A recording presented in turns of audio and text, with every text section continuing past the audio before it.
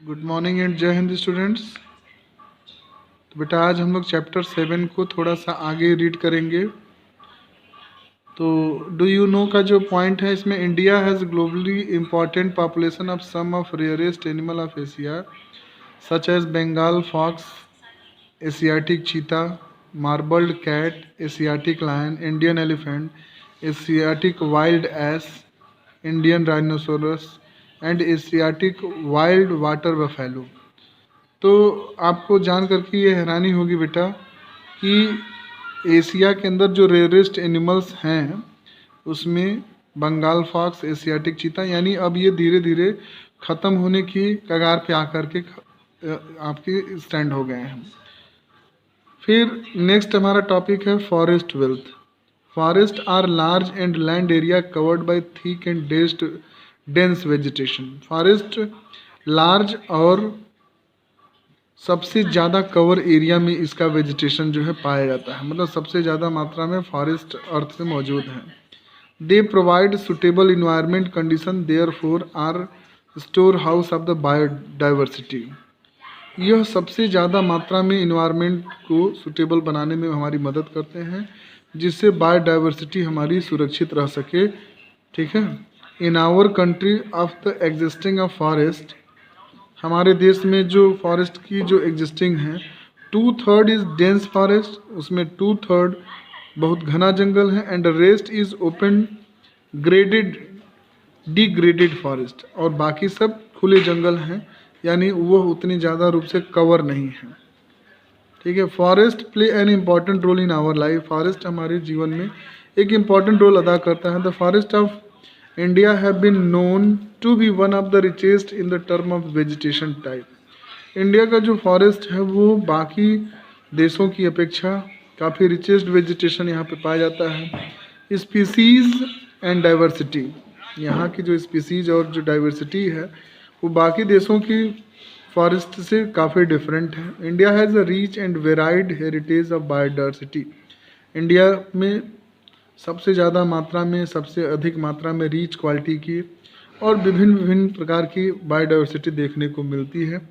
Covering a wide range of habitats का मतलब जहाँ पे बहुत ज़्यादा मात्रा में अलग अलग तरीके का हैबिटेट देखने को मिलता है।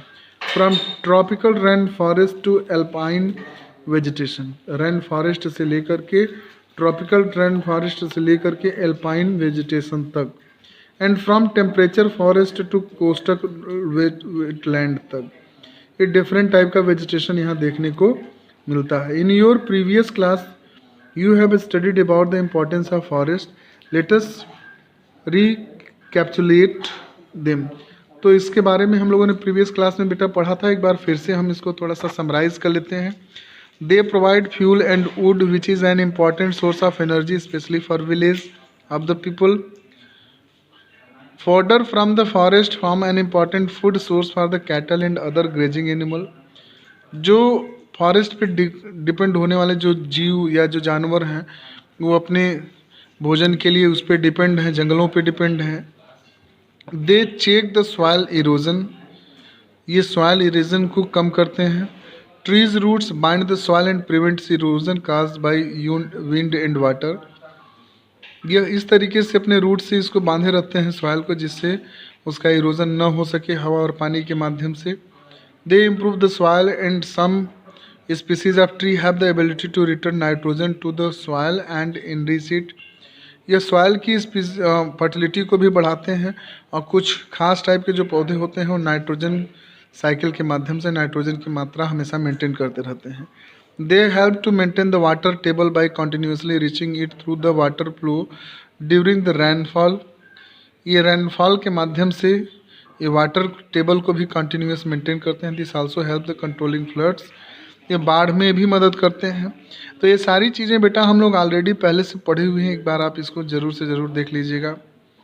फैक्ट फाइल्स में देखिए, forestry is the art, science and practice of studying and managing forest plantation and related to natural resources. Forestry एक ऐसी कला है, एक ऐसा साइंस है, is the art, science and practice of studying and managing forest and plantation and related to the natural resources. Forestry एक ऐसी कला है, एक ऐसा विज्ञान है या एक ऐसी स्टडिंग प्रैक्टिस है जो फॉरेस्ट को कंट्रोल करने में, फॉरेस्ट को मैनेज करने में और प्लांटेशन से रिलेटेड और नेचुरल रिसोर्सेज की स्टडी के बारे में रिलेटेड होता है ये। ठीक है। फिर यहाँ पे कुछ टर्म आए हुए हैं। Define a biodiversity, what do you understand by the flora and fauna, why do we consider the forest as a natural wealth, how many biodiversity hotspot exist globally and how many of them found in India. ये सारे question मैंने आप लोगों से एक बार already पूछ चुका हूँ मैं। अब बात आती है डिफोरेस्टेशन की। Now days of loss of biodiversity, what do you mean by the deforestation. Deforestation का मतलब पेड़ों की कटाई से है कि इस समय डिफोरेस्टेशन के कारण इन्वायरमेंट में ढेर सारी बायोडाइवर्सिटी की प्रॉब्लम देखने को मिलती है, ढेर सारी बायोडाइवर्सिटी का लॉस देखने को मिल रहा है। Deforestation is one of the cause of for the loss of biodiversity, जिसमें सबसे बड़ा कारण है डिफोरेस्टेशन, पेड़ों की कटाई। Life on the earth depends upon the interaction and interdependence among the different animals. जो लाइफ है, जो पृथ्वी पर जीवों का जो डिपेंडेंट्स है, वो एक दूसरे के बीच में संबंध और एक दूसरे के ऊपर आत्मनिर्भरता, इंटरडिपेंडेंस के कारण जीवन पृथ्वी पर संभव है। एनिमल प्लांट पे डिपेंडेंट है और प्लांट एनिमल पे डिपेंडेंट है।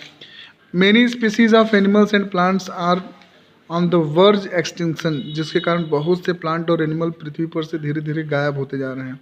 If any of these species extinct, अगर इसमें से कोई भी स्पीसीज गायब हो जाएगी, there will be a loss of biodiversity, जिसके कारण पृथ्वी पर ढेर सारी बायोडाइवर्सिटी का लॉस देखने को मिलेगा। A great variety of plant and animal are found in the forest, ढेर सारी वेराइटी के एनिमल और प्लांट देखने को मिलते हैं। Today major threat to survival to this organism to deforestation, आज सबसे बड़ी समस्या उनके सर्वाइव होने में डिफोरेस्टेशन का है। Deforestation means mass scale cutting down of the trees to clear forest. Deforestation का मतलब होता है बहुत ज़्यादा मात्रा में पेड़ों की कटाई करके फॉरेस्ट को एकदम साफ कर देना, एग्रीकल्चर पर्पस की वजह से। Deforestation is done for the obtaining would, deforestation का और भी कारण हो सकता है, लकड़ी को पाने के लिए, जिससे फ्यूल हम अपना कलेक्ट कर सकें, बिल्डिंग मटेरियल्स के लिए, making furniture, common use of wood log, destroy trees as well as opening up forest for agriculture. तमाम ऐसी चीज़ें हैं जो डिफोरेस्टेशन का कारण है। Deforestation is also done by for the mining minerals such as ores, ores को पाने के लिए भी हम डिफोरेस्टेशन करते हैं, जैसे कोई ओर्स आयरन का ओर्स, गोल्ड ओर्स, ये सब पाने के लिए भी हम लोग डिफोरेस्टेशन करते हैं। रोड को बनाने के लिए, डैम को बनाने के लिए, these are many reasons which is the cause of deforestation. अब इसके और भी कुछ कारण आप देख लीजिए। Over grazing by cattle, sheep and horses one of the cause of deforestation, बहुत ज़्यादा मात्रा में कैटल्स और सीप के द्वारा जो ग्रेजिंग, बहुत ज़्यादा जब हम घास के मैदानों को चराते हैं तो वो डिफोरेस्टेशन का कारण है। Rapid increasing in population in urbanization, बहुत ज़्यादा मात्रा में पॉपुलेशन का बढ़ना और शहरीकरण, अर्बनाइजेशन होने के कारण का भी एक कारण है deforestation. Deforestation can be also caused by the drought, forest fire, tsunami and some disease.